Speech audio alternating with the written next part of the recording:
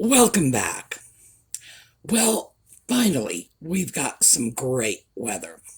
So, no air conditioning last night. The windows were open. Audie was thrilled. He loves sleeping right next to the fan, right next to the window on my pillow, and he gets the cool breeze on his face. And I leave the windows open year round. I'm from New England. I like sleeping in cold temperatures. And Audie will be right there with his little face right up against that fan. It can be like 12 degrees out, and he's still right there. It's like, oh, I want that breeze. So he's thrilled with the nice weather. We went to Bedford Antiques today, and they're starting to get their Thanksgiving things out. So we're going to have some Thanksgiving items in today's shopping trip.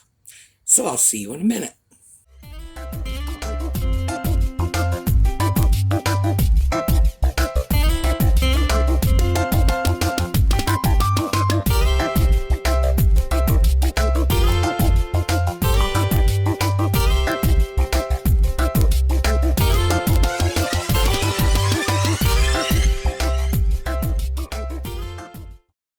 Well, I started off in Janine's booth, as I very often do, especially when my time is limited. I go to the places where I know I'm going to get goodies. And so I started with Janine. And at Janine's booth, I found a very interesting little vase. I had gotten a vase very similar to this. It's the same shape and style, made off the same mold, but painted differently. And the one I got was marked with one of the Japanese companies. I think it was Napco. That's one of the bigger companies. So when I saw this, I grabbed it. Here we go. Well, I recently picked up a piece like this. We are in Janine's booth, by the way, and we will see Janine when we check out. Recently picked up a piece like this. It was Japan. This one is not marked. Nice pieces, $4. So I'm going to grab this and take this with me. Now, you'll probably notice I said we would be talking to Janine later, and we will, but it won't be this video. Janine works part-time at Bedford, cashiering and packing and whatever. So I did have a chance to see her when I went in, and of course when I went out.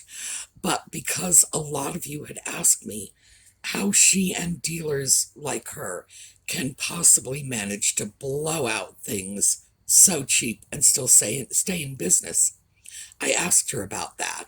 So we're going to have Janine's take on that, but it will be in another video because I don't have time to throw everything in today. I was pleased to get that egg vase because the other one, the Napco vase I had referred to, that sold before it even hit my shop. So, really pleased with this. And what I'm going to do with this is actually, once I get it cleaned up, I'm sending a picture to the woman who bought the previous one and see if she is interested, because usually that's what I do. If somebody finds something in my shop or in my videos that they like, when I find something else like it, I'll just shoot them a picture. It's like, here, are you interested? You know, if they're not, it's not a big deal. It'll go into my shop.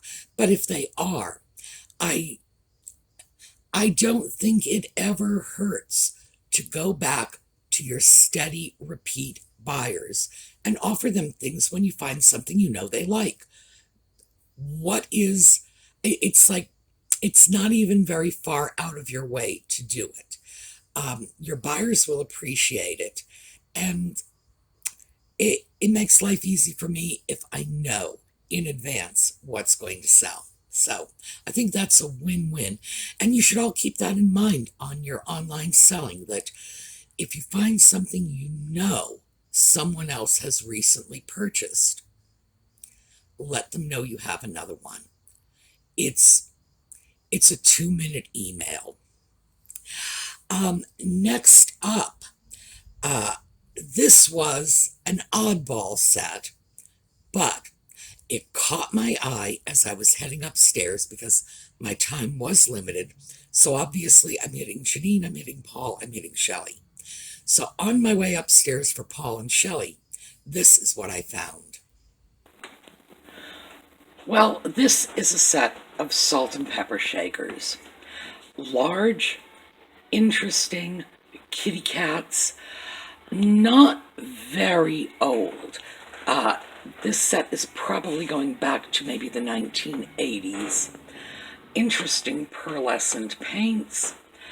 No idea where they were made, but for $8, given the fact that kitty salt and pepper shakers sell, I'm definitely taking them home with me. Well, I thought those kitties were adorable, and cat pieces sell. They sell like crazy. There are cat people all over the place, and they will get cat stuff. I get things for Audie online all the time. I'll see a little something, I'll say, "Ooh, well, I think my cat might like this." He usually doesn't, but every once in a while he does. Oh, speaking of Audie, I should tell you, I got him a new cat tree. And we have a process on this. I get him the same style of cat tree all the time because he's a picky little bugger. And I put the new cat tree in the location where his old cat tree was, pull the old cat tree out, leave it in the middle of the room for a few days, because Audie doesn't cope well with change. So I want him to have his old cat tree for a while. It's like, here it is, and sort of gradually move him over to the new one. And we are just about at the point where I can take the old one out. Now, his old cat trees don't get thrown away. I have a friend who keeps outdoor cats in a very large enclosure. It's all fenced in. And she will happily take the old cat trees, the ones where Audie has sort of scratched the rope and so on, because it'll be staying outdoors. And her cats love them. So it's win-win-win all the way down the line. But Audie, see, I thought it would be good for him because he didn't like the change in the weather, that I'll give him a new cat tree. But change in the weather, change in the cat tree, I think I might have overwhelmed him. He's like a little old man. He's so set in his ways. But I do think it's about time where we can just sort of get the old cat tree out, let him get used to the idea of the new cat tree being here, and maybe life will be good. But yes, I do buy things for Audie. In general, he's not crazy about them because, like I say, he's a picky little bugger, and he wants what he wants. Next up is Shelley's booth. So, it's a lot of stuff here. So, take a look. So here we are at Shelley's booth once again. I've started my pile, but I had to go get a basket. And to do that, I had to pass one of Paul's booths. So here we have Coca-Cola vending machine, salt and pepper shakers. And our price on this is $5. And then we have these, which are turkeys. $6.50, that's, I guess, the mom turkey. And this is the dad turkey. But given the time of year, I think that's probably a very good thing to buy. So, back to Shelley. A set of 2 Asian bowls for $4. That's $2 a piece, but keep that in mind, 40% off. So that's the first thing going in. This is a set of 5 little nut dishes, and the price is $6. Beautiful Japan pieces. People are no longer using these as nut dishes. These days, they're using them as salt cellars. So, I am taking these and I will undoubtedly list them as both nut dishes and salt cellars. This is very cute. Let's get our price tag. $1.50, 40% off, which means pocket change. Here we go. This is a vintage coin purse, and people do like these. This is a very nice one. And then we have Asian saucers, 2 for $5, and as we know, these are geisha ware pieces. And I stockpile geisha ware pieces. I use them for tidbit trays. When I feel I have enough, I can always form sets. Most of them are pretty interchangeable in the design, but I have a rather large stack of these at home, and these are going in there, and I think maybe I will look and see what kind of sets I can form from what I have. So as I mentioned when I was filming, I had to go over and get a basket. But in order to get a basket, I had to walk right past 2 of Paul's cubbies. And immediately I saw some terrific goodies there. The first one that caught my eye was those Coca-Cola vending machine salt and pepper shakers. Things like that are great. They're like a little slice of the past, and people love them. There is a Coca-Cola collecting market out there. People who collect Coca-Cola memorabilia. It's just what it is. You go into their house and everything is Coke, Coke, Coke.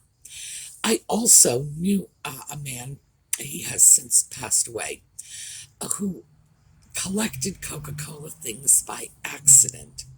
Apparently, at some point in his distant past, he found a piece of Coca-Cola memorabilia that he liked, and he purchased it. Consequently, for the rest of his life, people gave him Coke collectibles.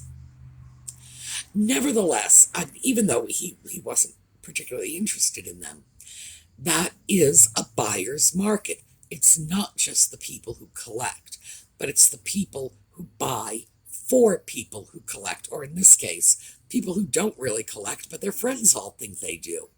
But the Coca-Cola collectible market's very strong, so I have no concern about those, and it was a good price. But it was the turkey salt and pepper shakers. On this trip, I think I picked up 4 sets of turkey salt and pepper shakers because Thanksgiving is coming up, and so Bedford is gearing up toward Thanksgiving. I was still looking for Halloween stuff. It's in much shorter supply than Thanksgiving stuff. But things like turkey salt and pepper shakers, absolutely. If I can find them, if they're good prices, good quality, I will absolutely grab them. So that was the other thing from Paul's booth that caught my attention. That was $6.50 for the set, and it's a nice set.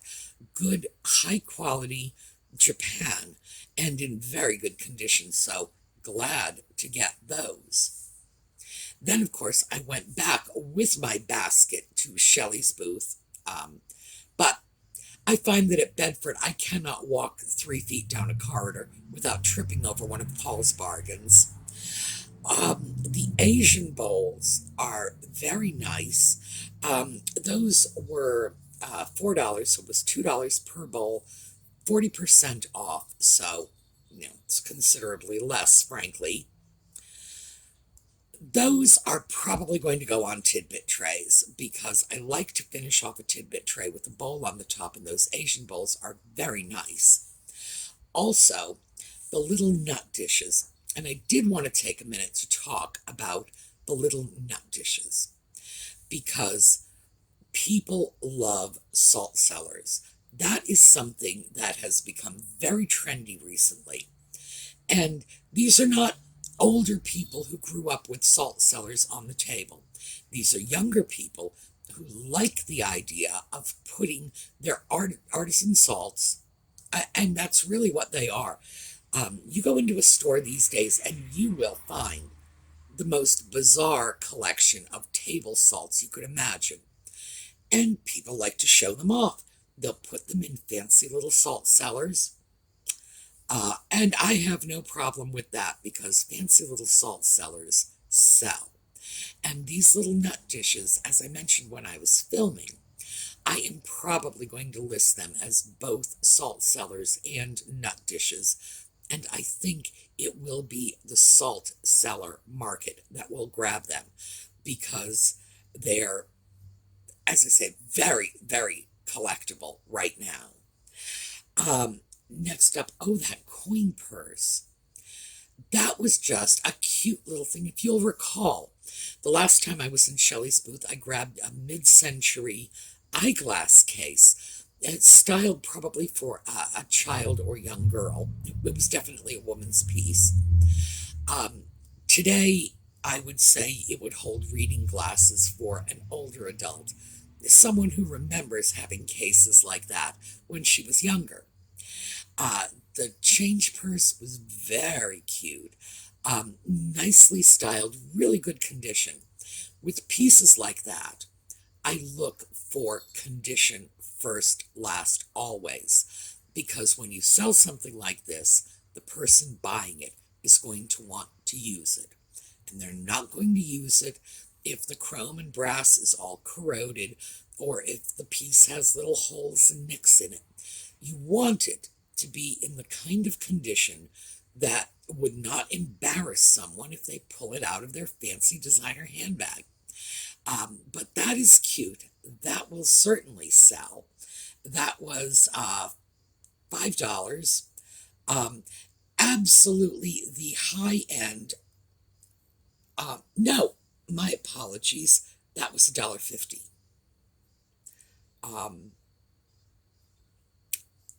That was $1.50, so it's not the high end. The high end was the geisha ware pieces.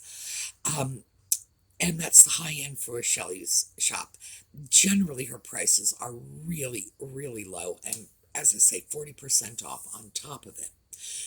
2 geisha ware saucers, so the price as marked was like $2.50 a piece. The actual price is $1 something because of the 40% off.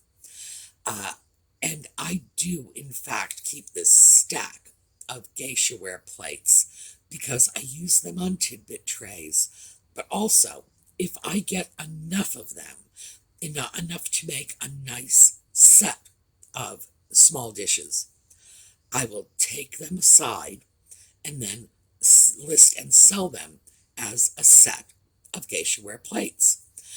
And that's because the geisha ware patterns are so similar that even when they come from completely different sets, it can take you 10-15 minutes, playing the, what's wrong with this picture game, saying, which one is the match, which one isn't, because they're so similar and people love geisha ware. So I grab them when I can find them.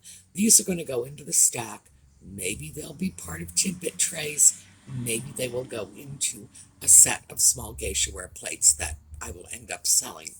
But that price for those plates, very good. Next up, from Shelley's booth, I went over to Paul's Cubbies. And the first thing I found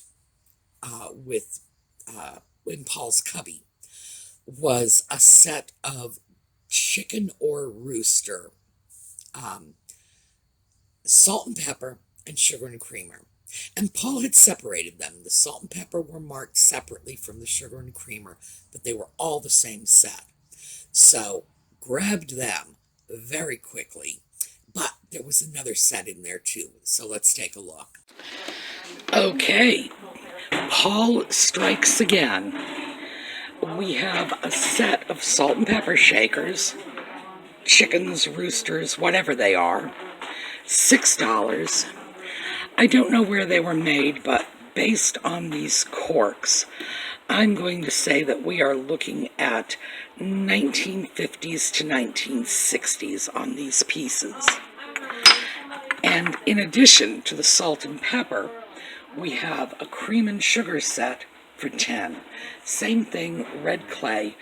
It's all part of the same set, and I will in fact be selling it all as the same set, because when people want these things, they want the whole set.